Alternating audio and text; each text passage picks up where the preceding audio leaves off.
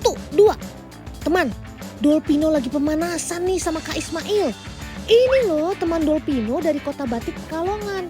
Kali ini kita mau main inline skates alias sepatu roda. Pasti seru banget deh. Selain kebutuhan, sekarang olahraga sudah jadi lifestyle teman. Loh. Siapa nih yang datang gak diundang? Hei, parkit. Kamu mau ngapain? Ganggu aja nih. Apa? Kamu mau nantangin balapan? Berani-beraninya. Kak Ismail jago loh. Bisa kalah kamu nanti.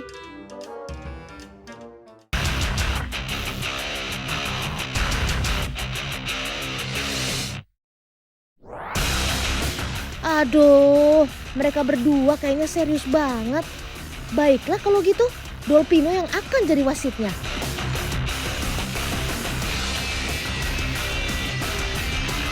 Mari kita saksikan bersama-sama burung parkit dan pemain inline skates dari lintasan Pantura. 1, 2, 3. Aduh, Dolpino bingung nih, mau jagoin siapa? Tapi kenapa harus bingung ya? Kan di sini Dolpino jadi wasit, gak boleh dong beras sebelah. Oke deh kalau gitu, siapapun yang menang harus traktir Dolpino ya. Lihat teman, si Joni langsung memimpin di depan. Sementara Kak Ismail terus coba menyusul. Wow, lincah juga si Joni. Ia terbang dengan bermanuver untuk mengecoh lawannya. Ternyata Kak Ismail tertinggal jauh teman. Cepat sekali kamu sob. Tapi apa iya burung sekecil ini bisa mengalahkan pemain inline skates? Kita coba sekali lagi ya. Let's go. Ayo konsentrasi Kak. Jangan terkecoh dengan gaya terbang si Joni. Parkit memang termasuk ke dalam burung berukuran kecil teman. Tapi untuk kemampuan terbangnya tergolong cepat. Jadi gak bisa diremehkan. Tuh kan, Kak Ismail tetap kalah di babak kedua ini. Sabar ya Kak, sepertinya si Joni memang lebih jago.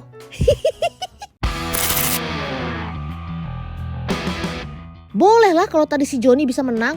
Tapi kalau lawannya motor, apa iya masih bisa menang? Kalau kayak gini sih, Sobat Dolpino bakal kesulitan deh. Gimana sob? Deg-degan gak tuh? Apalagi Kak Ismail menggunakan motor dengan kekuatan 150 cc. Ngeri ya? Nah, untuk perlombaan lintas Pantura ini, kalian harus melakukannya dengan sportif ya. Mari kita hitung mundur bersama. 3, 2, 1, mulai! Go! Kedua pembalap memulai start dengan baik pemirsa. Terlihat Joni sedikit kesulitan melaju di dekat motor. Dan sekarang kedua pembalap terlihat seimbang. Apa yang terjadi? Tiba-tiba si Joni mampu menggeser posisi Kak Ismail menjadi nomor 2. Tidak mungkin! Garis finish sudah mendekat dan akhirnya Joni berhasil memenangkan pertandingannya. Cakep. BTW, kita saksikan tayangan ulangnya dulu yuks. Wah, sepertinya di awal balapan tadi, si Joni belum mengeluarkan kekuatan maksimalnya teman. Dia hanya bermain-main di sekitar motor Kak Ismail. Namun, saat Joni mengerahkan seluruh tenaganya, motor dengan 150 cc langsung tak berdaya. Memang kermaks kamu sob, keren maksimal.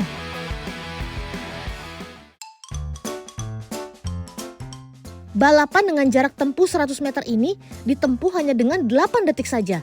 Yang artinya kecepatan rata-rata si Joni 80 km per jam. Weh. Jadi untuk adu balapan sprint seperti ini, motor trail pun gak sanggup melawan burung parkit. Dolpino bangga sama kamu sob, sungguh membagongkan.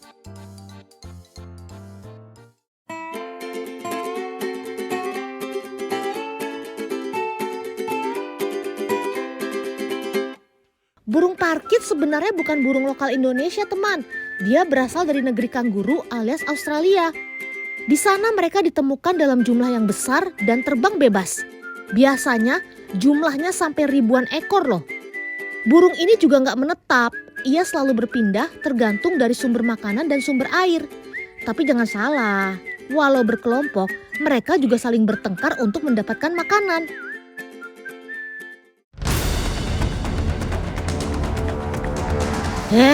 Udah sob, jangan bertengkar ya.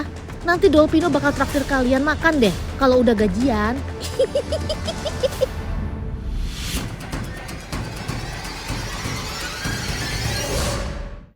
Sobat Dolpino ini memiliki warna bulu-bulu yang indah teman. Tapi sayang, dia juga dapat menjadi hama bagi manusia karena perilakunya yang sering mengasah paruhnya.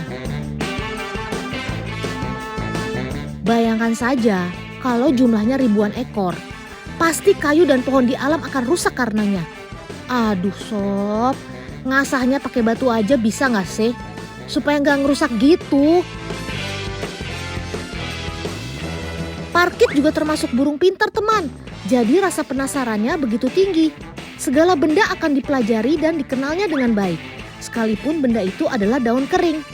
Saking pintarnya, Sobat Dolpino ini dapat dilatih sebagai hewan pertunjukan. Keren kamu sob. Kayak Dolpino.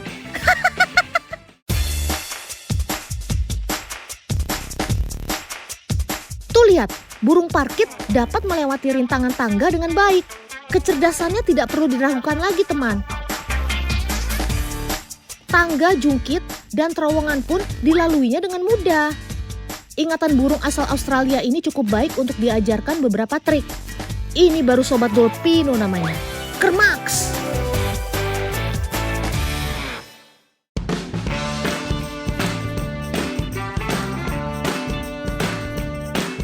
Ada yang tahu nggak nih cara membedakan jantan betina burung parkit? Sekilas terlihat sama ya. Tapi coba perhatikan lagi deh. Bukan perhatiin Dolpino maksudnya. Ada perbedaan pada bagian hidungnya. Untuk warna biru adalah jantan, sedangkan betina berwarna putih polos. Gampang kan? Ya ampun, Dolpino meleng dikit aja. Kok kalian malah makan tanah dan batu sih? Emang gak ada makanan lain ya? Tenang teman, sebenarnya hal ini juga dibutuhkan oleh Sobat Dolpino ini. Tanah dan batu dapat membantu sistem pencernaan mereka. Rata-rata perilaku seperti ini dimiliki oleh burung pemakan biji-bijian. Ngomong-ngomong, si Johnny kemana nih? Johnny, where are you? Adalah si Johnny lagi ada di sini teman. Mau bikin sambal apa gimana nih?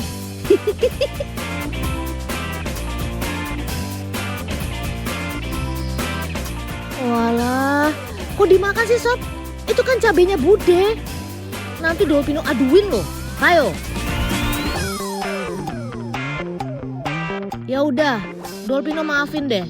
Tapi jangan diulangi lagi ya. Oh ya teman, cerita si Johnny dalam episode kali ini sebenarnya adalah hasil karya Kak Ismail. Semua kelihayan burung parkit di kamera, semua berkat latihan yang rutin. Kehebatan Sobat Dolpino ini emang gak ada duanya deh. Pokoknya TOP BGT alias top banget. Prit, pertandingan dimulai. Hani menggiring bola lalu dioper menuju Rifai.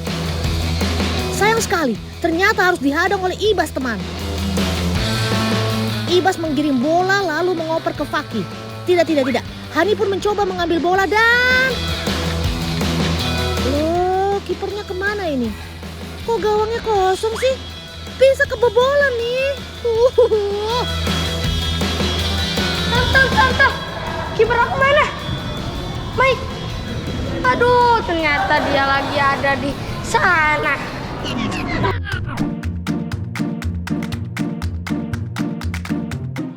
Adalah ternyata yang menjadi kiper adalah soang milik Hani teman. Sob, jaga gawang kok malah kabur-kaburan sih? Apa Dolpino gantiin aja nih posisinya? Teman, soang bernama Mike ini memang suka berolahraga. Tapi nampaknya ia tidak suka menjadi kiper. Kalau dilihat dari gaya jalannya sih, lebih cocok kamu jadi striker sob. Tendangan soang. Sama seperti pemain bola profesional, pada masa injury time si Mike ikut istirahat sambil minum tuh. Haus bener ya sob. Kelihatannya si Mike capek banget ya. Udah kebobolan berapa poin emangnya? Teman, soang milik Hani ini memang sudah terbiasa bersosialisasi dengan manusia. Pantas saja kamu lihai dalam menggocek lawan. Ini mah kayaknya malah kamu yang kegojek deh sob.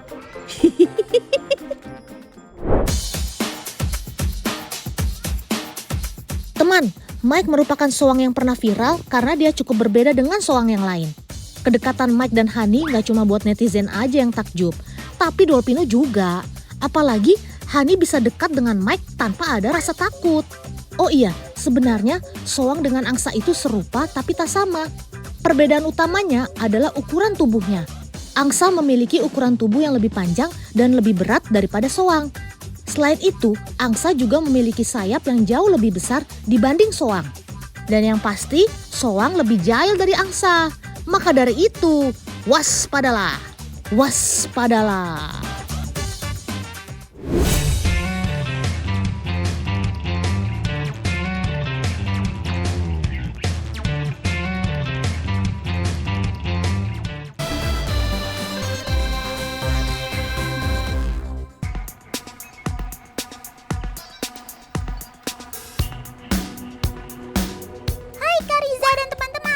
Lagi pada kemana sih? Seru banget. Otan ikut ah. Pasti tim liputan lagi mencari keberadaan sobat-sobat Otan di alam. Rek, dapat rek, ular pucuk. Mana. Oh. Nathan, ini kita nemuin ular pucuk yang warnanya juga cukup unik nih karena dia warnanya orange dan yang biasa kita temuin biasanya warna hijau nih.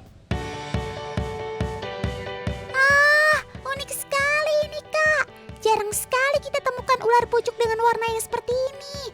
Mereka biasa disebut juga si pucuk hippo. Sobat Otan ini memang banyak tersebar di Indonesia. Dinamakan ular pucuk karena bentuk tubuhnya yang menyerupai pucuk-pucuk tanaman yang panjang. Mereka juga sering ditemukan di pepohonan atau semak-semak. Emang Kak Riza lagi ngapain sih? Nah, sekarang kita lagi melakukan pengamatan ya satwa-satwa yang ada di hutan sekitar sini bersama teman-teman dari Pare nih, Tan. Wah, pasti seru nih. Otan nggak boleh melewatkan petualangan seperti ini. Udah, kita rilis sama dia. Rilis saja. Otan setuju. Kita rilis aja si pucuk hippo ini agar mereka tetap lestari di alam. Dah pucuk, baik-baik di alam ya. Oh iya teman, pengamatan satwa seperti ini seringkali melibatkan warga lokal atau teman-teman komunitas untuk mendapatkan informasi penting di daerah tersebut. Kali ini, tim liputan sedang melakukan kegiatan di lokasi Pare, Jawa Timur. Ada apa Kak? Kalian menemukan apa lagi? Kali ini Kak Fitra harus memanjat untuk mendekati sasaran.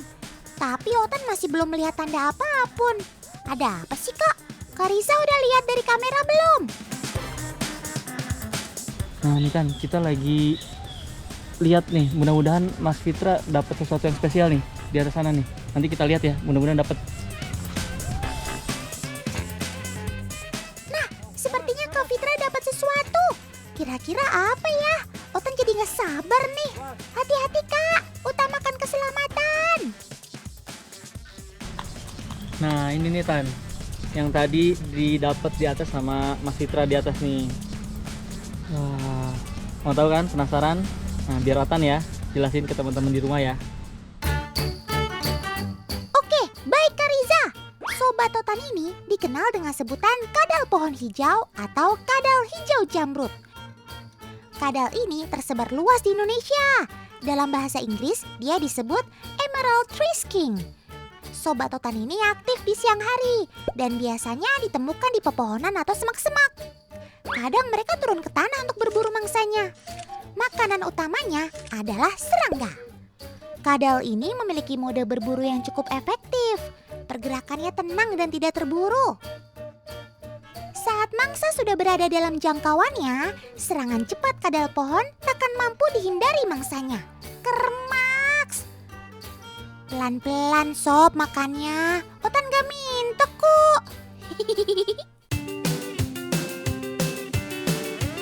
Kalau di pohon ada si hijau ini, maka ada pula kadal yang tak kalah cantiknya. Dia adalah si kadal rumput. Sobat Otan ini menghabiskan waktunya di daratan berumput teman. Ciri khasnya adalah ekor yang panjang ini. Kadal ini punya banyak nama loh dalam bahasa Inggrisnya, yaitu Asian Grass Lizard, Six-Strip Long-Tail Lizard, atau Long-Tail Grass Lizard. Wah, sepertinya kamu punya banyak KTP ya sob.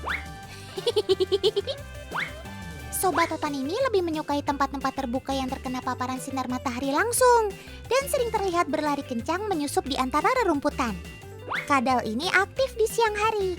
Makanan utamanya adalah serangga-serangga kecil atau ulat-ulat yang berukuran kecil.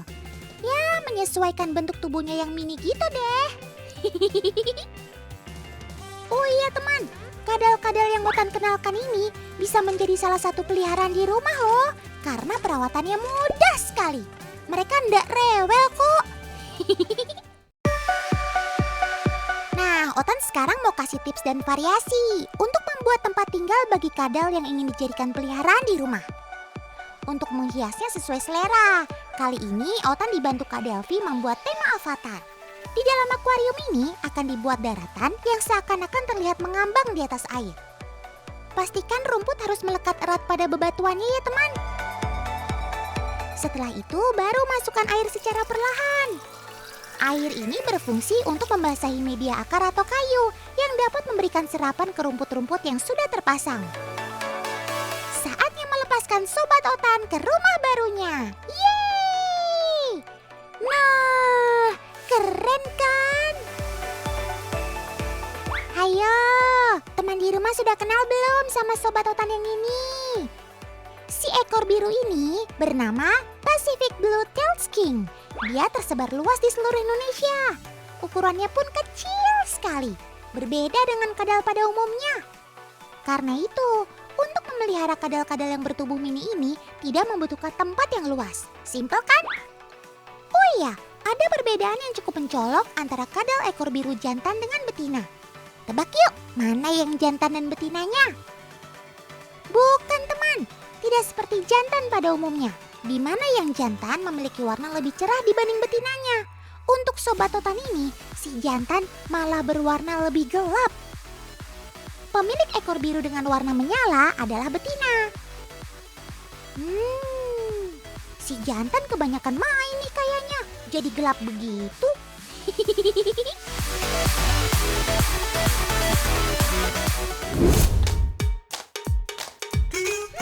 Kayaknya ada yang lagi asik banget nih. Santai-santai berjemur di bawah matahari bareng satu koloni. Wah, enak Pol. Bisa kali sob ajak-ajak. Otan kan juga mau menikmati vitamin D alami. Eits, tapi tunggu. Ini kok ada yang datang tanpa undangan? Wadaw, ada si border collie. Aduh, kenapa ya dia bisa masuk kandang iguana begini? Udah sob sana, kembalilah ke tuanmu. Ayo, keluar kandang dulu ya. Karena nanti yang ada... Tuh kan benar dugaan Otan. Para iguana ini jadi merasa terganggu karena kehadiran si border collie. Aduh. Keberadaan si hewan penjaga ini emang bikin si iguana pada kuabur. Pada takut loh sama badanmu yang lebih besar. Tuh, ada yang masuk air untuk bersembunyi. Hingga ada yang lari menjauhi. Lihat teman, si iguana langsung mendatangi koloninya dan saling bertumpuk untuk menghindari si anjing gembala. Udahlah wahai border, kasihan ini Sobat Totan. Para iguana ini takut karena si border collie berukuran lebih besar dan cepat. Padahal Totan tahu kok, niat si border collie ini hanya mengenal dan ajak main kalian sob. Tapi sayang, sepertinya para iguana ini malah ketakutan. Loh, kakak Genotan! Awas! Ada iguana naik ke badanmu, Kak! Minggir! Awas cakarannya! Tapi kok bisa sampai naik begitu sih iguananya? Walah, ternyata kakak agen ini sedang feeding iguana nih teman. Reptil yang satu ini emang doyan banget deh sama yang namanya buah. Apalagi buah dengan tekstur lembut, manis, dan berair. Wah, jamin makannya pasti lahap. Bukan lahap aja, nafsu makan mereka juga luar biasa. Karena mereka merupakan iguana pohon dan terbiasa memanjat. Jadi gak heran nih teman. Sobat Totan yang berduri ini bisa aja manjat di badan manusia. Alat gerak dan ekornya sudah teradaptasi untuk merangkak naik. Iguana menghabiskan banyak hidupnya di atas dahan pohon. Tangan, kaki, dan ekornya sudah teradaptasi untuk memanjat. Pantes saja kamu gampang banget ya kalau soal panjat memanjat. Asal jangan panjat sosial ya sob.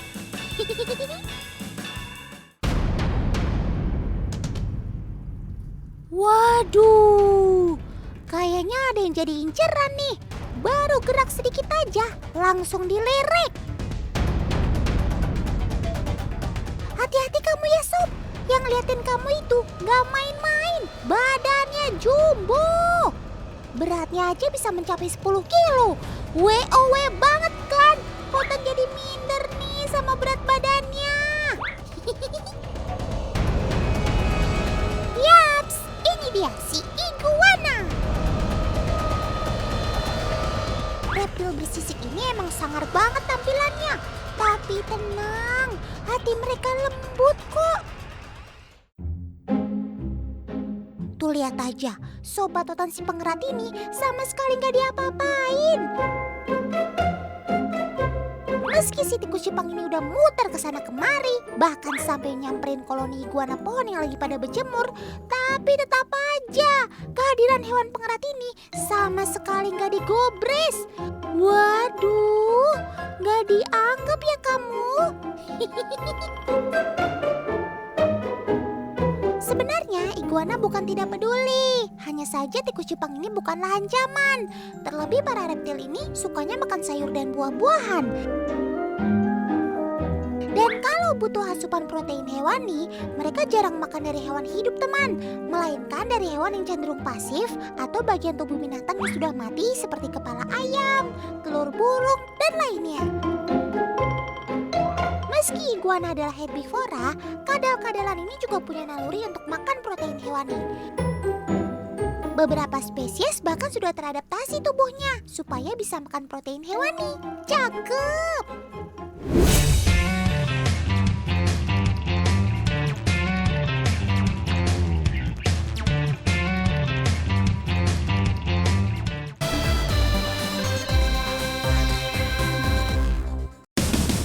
Teman, Sobat Dolpino ada yang punya gigitan luar biasa loh.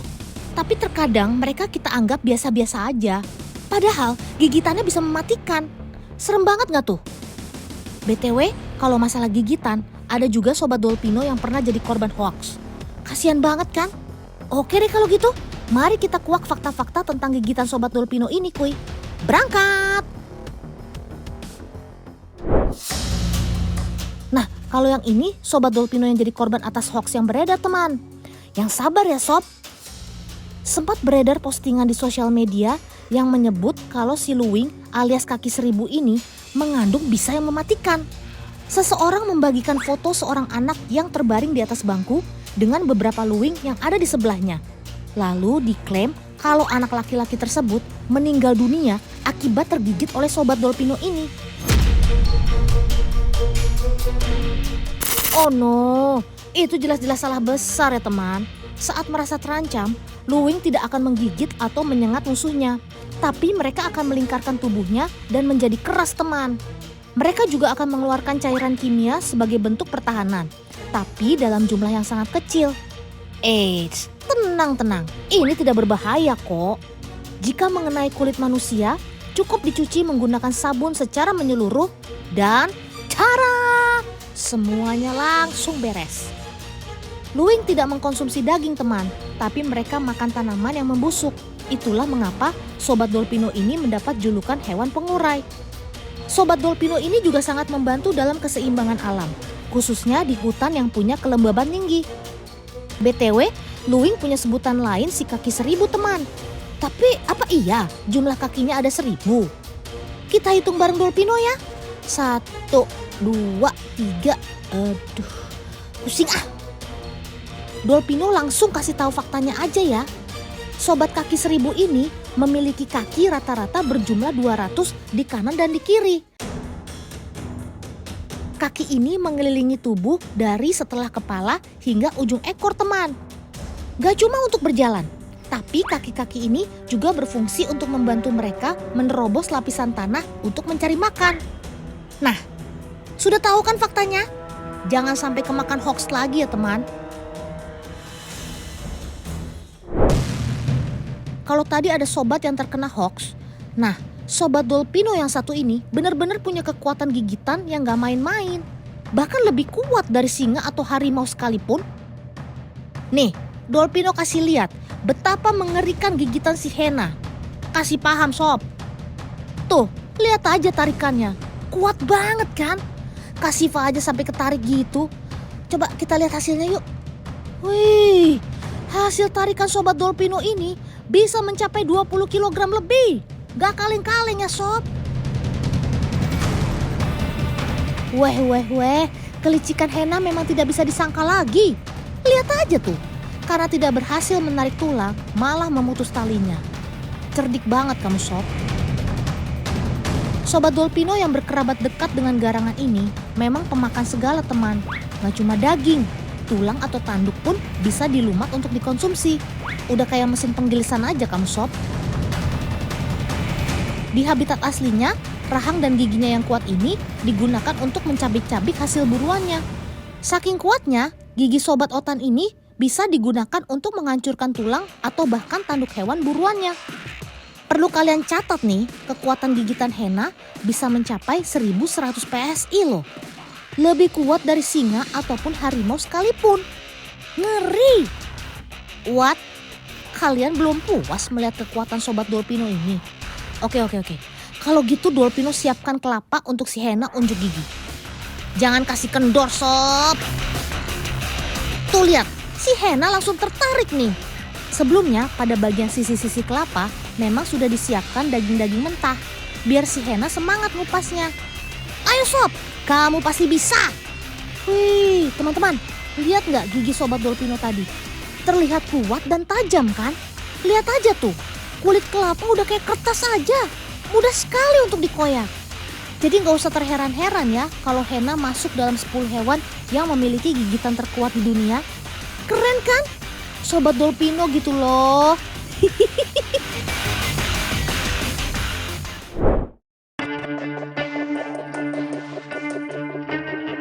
Belum selesai teman, masih ada satu lagi Sobat Dolpino yang punya gigitan mematikan. Loh kok yang muncul malah kambing sih? Maaf ya sob, ini bukan giliran kamu. BTW, kok kamu sendirian aja sih? Teman-teman kamu emangnya pada kemana? Tumben nih, kamu antisosial. Biasanya easy going. Itu kan komodo. Gawat nih. Dolpino kan belum ada persiapan apa-apa. Kalau kita lari aja gimana nih, Beng? Ide bagus kan? Yuk kabur.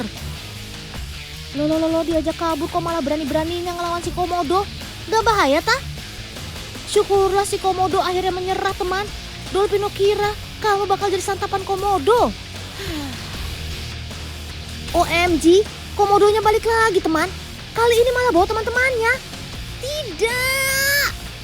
Bener kan? Si kambing akhirnya tumbang teman. Gigitan si komodo langsung membuat kambing tak berdaya. Killer insting dari predator yang satu ini memang sangat mematikan. Seperti yang kalian lihat tadi, sebelum mangsanya melakukan perlawanan, komodo akan melumpuhkan kaki belakangnya terlebih dahulu. Gigitan komodo semakin mematikan karena terdapat racun yang bisa menurunkan tekanan darah. Racun inilah yang menyebabkan pendarahan besar pada mangsanya, sehingga cepat mati. Serem banget ya. Setelah itu dia akan mencabik-cabik korbannya dan baru mulai makan. Weh. Cara makan si hewan karnivora ini memang mirip buaya teman. Komodo akan menelan bulat-bulat potongan daging mangsanya. Duh, Dolpino kok deg-deg ser ya dekat-dekat kamu sob. Dari 60 buah gigi yang ada di dalam mulutnya, semuanya berbentuk tajam dan melengkung. Persis banget gigi ikan hiu. Akibatnya, si naga ini tidak bisa mengunyah daging dengan sempurna. Menariknya, setiap kali selesai memakan potongan daging, komodo akan mangap-mangap seperti ini. Bukan karena kepedesan ya, memangnya lagi makan sambal. Perilaku ini merupakan adaptasi supaya sobat Dolpino tetap bisa bernafas. Gak cuma itu, yang paling penting lagi adalah supaya tidak tersedak teman. Mantap bosku!